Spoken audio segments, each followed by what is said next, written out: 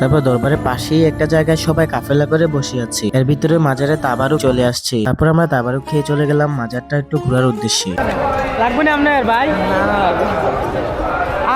এখান থেকে বিশাল বড় পাদের গন্ধ হইতেছে।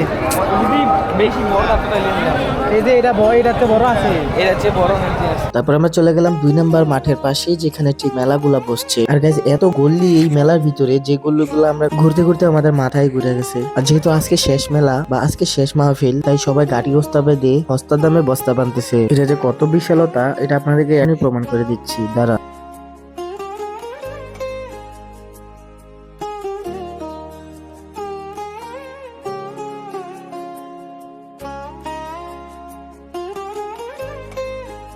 মেলাটা ঘুরে চলে আসলাম। এখানে দেখতে পাচ্ছেন একটা গরু বাতাস, এটা মূলত কেউ হাদিয়া দিয়ে গেছে, মানে কেউ এখানে দান করে গেছে। আর এই গরুটা এত সুন্দর ছিল বা এত কিউট ছিল, এটাকে না ধরে আমি পারলাম না। আর এর ভিতরে দেখেন গাইজ 2টা হাদিয়া নিয়ে চলে আসছে, মানে বিশাল বড় মহিষ আর গরু নিয়ে চলে আসছে। আর গাইজ শুরুতে দেখেন আমি কিন্তু এখানে ক্যামেরা নিয়ে ঢুকে গেছি, মানে সবকিছু ভিডিও করতেছি, পুরো মাজারগুলা ভিডিও করতেছি, কোনো সমস্যা হচ্ছে না।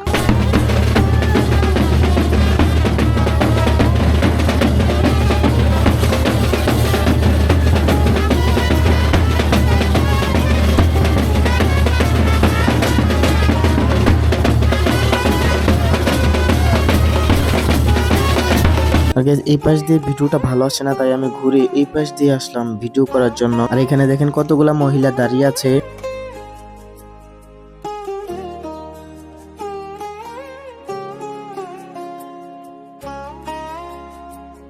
আর গাইজ এমনিতে সবকিছু ঠিক আছে, কিন্তু যখন আমি ক্যামেরাটা এদিকে ঘুরাই, মানে এই গাছটা খুব সুন্দর, এই গাছটা একটা ফুটেজ নিতে যাই, তখন এই 2 ছেলে আমাকে মানা করে, মানে ওরা নিষেধ করে এখানে ভিডিও করার জন্য।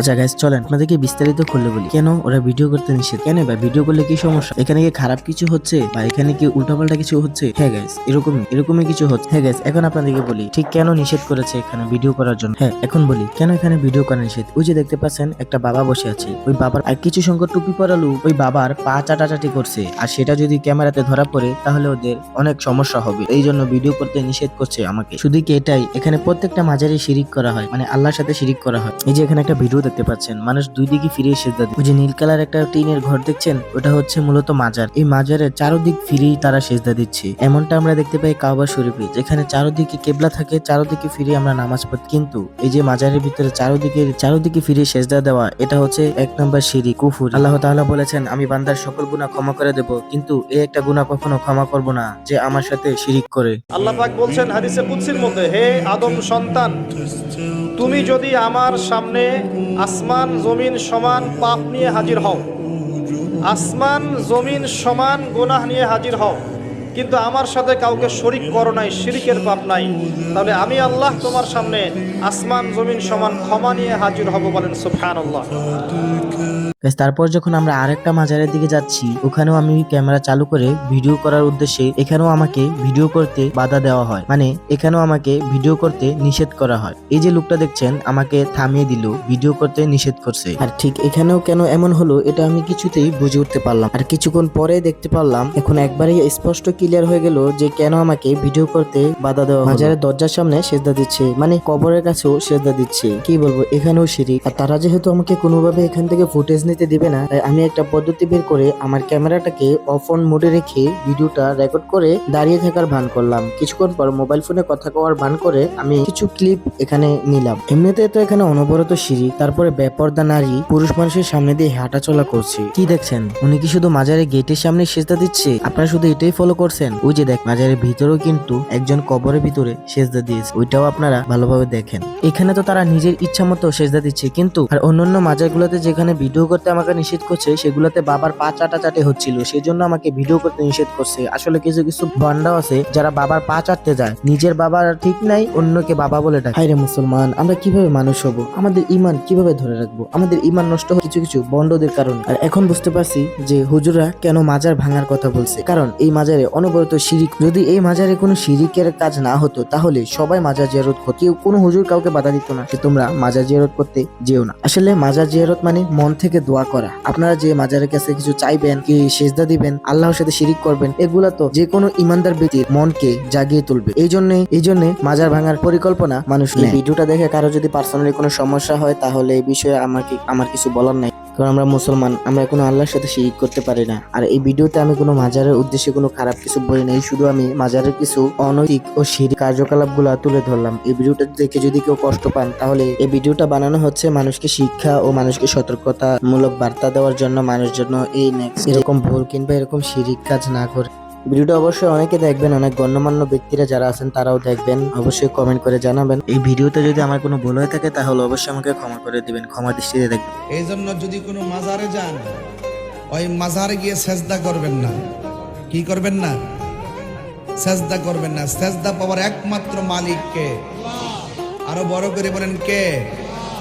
আমরা কি মাজারে সেজদা করি না জিয়ারত করি? জিয়ারতকে যেই ব্যক্তি মাজার জিয়ারতকে পূজার সঙ্গে তুলনা করে তার বউ অটু তালা। যে আল্লাহ আপনার জীবন দিলেন, রিজিক দিলেন, সব দিলেন, গোটা জগৎটাই তো তা, সব দেওয়ার পরেও সিজদা যে আপনি কোথায় দেন? হ্যাঁ, মাজারে, দরগায়, বাবার কাছে। এরকম আছে না নাই? হ্যাঁ, আমাদের এখানে কেউ নাই। হ্যাঁ, দেশে গেলে এরকম মাজারে যে মানত টানত করেন নাকি? হ্যাঁ, মানত করেন? মাজারে সেজদা দেওয়া যাবে?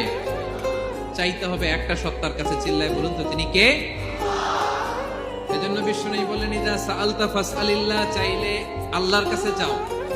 ওয়া ইদা ইসতাআনতা ফাসতাইন বিল্লাহ, সাহায্য যদি চেতে হয় একজনের কাছে চাইবা। চিল্লায় বলেন তিনি কে? নাকি বাবার কাছে?